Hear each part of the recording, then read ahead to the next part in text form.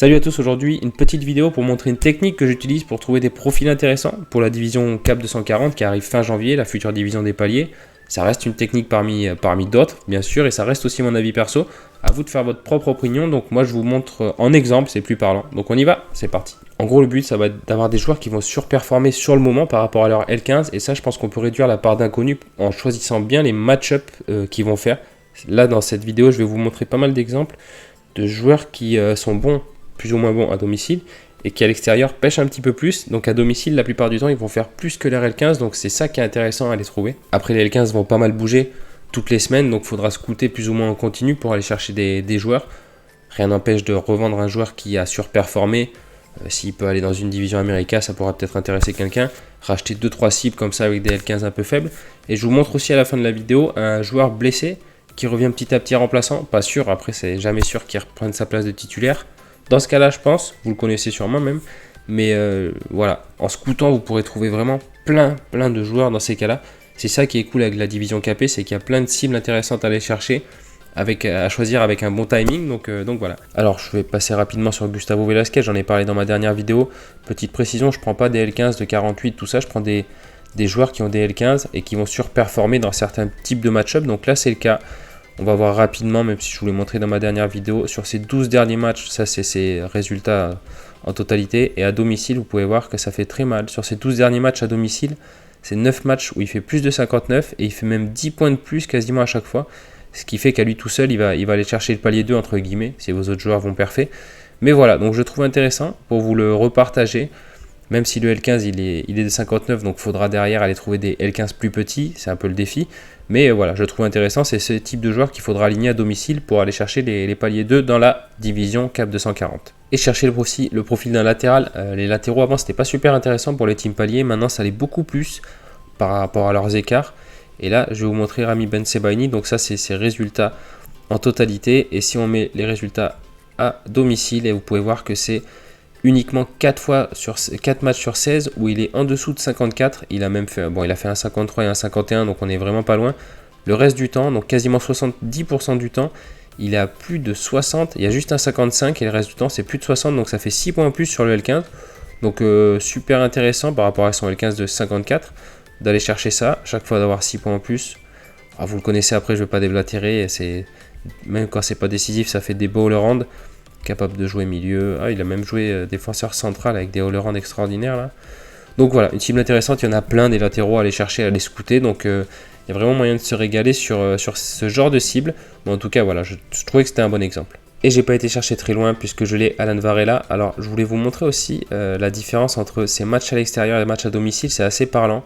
Là on va prendre que les matchs à l'extérieur. Vous voyez que c'est quand même assez compliqué. Et ça, c'est que les matchs à domicile, ça change tout. Son L15, il est de 52, donc c'est un joueur qui est techniquement extraordinaire, moi j'aime beaucoup. Il est milieu, si vous regardez Boca, que vous le regardez jouer, vous allez tomber un petit peu amoureux. Mais là, on peut voir que sur ces 15 derniers matchs, c'est 4 fois uniquement en dessous de 52. Et il y a un 52, 54, il y a un 50 même, donc c'est pas mal. Et sinon, le reste du temps, ça fera des jolis scores, même sans être décisif, ça fait des très bons all-around.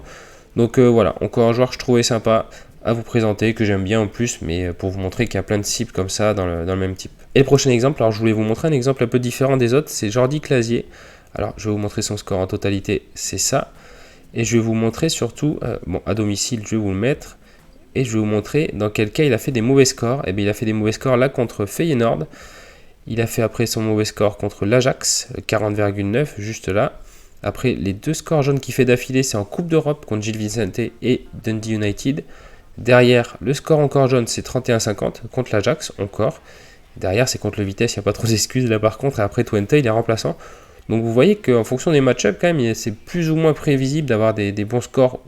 C'est pas une science exacte non plus, mais par exemple, là sur le dernier match contre Volendam, il fait quand même son 65,50 avec 30,5 de Hollande.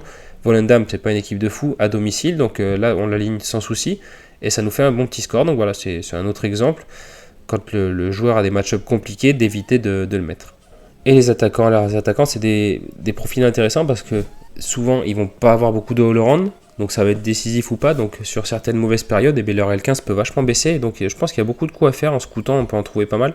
Là, je vous montre, je passe vite fait sur Mounien qui est à domicile est vraiment pas mal. Sur les 16 derniers matchs, c'est 6 en dessous uniquement. pour son L15 de 52, donc c'est plutôt cool. Et un autre vraiment exceptionnel, c'est Jens Songaard. Regardez ses résultats à domicile. Alors je vous mets je vous mets ses résultats en totalité. Je vous mets son L15 même, vous allez voir que son L15 ne va pas remonter non plus trop vite parce qu'il y a quand même pas mal de scores un peu pourris là. Et là on va mettre ses résultats à domicile et vous allez voir que c'est hallucinant.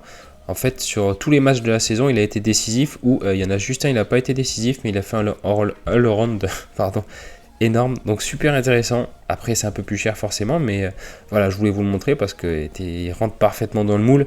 Après ça coûte, c'est un billet quand même. Et je vous montre un dernier, vous le connaissez sûrement, mais c'est un joueur qui est, comme je vous avais dit, qui est blessé et qui revient de blessure et qui accumule des remplats. Donc du coup, vous le voyez, et bien, ça fait des scores vraiment pourris et forcément son L15 va baisser beaucoup.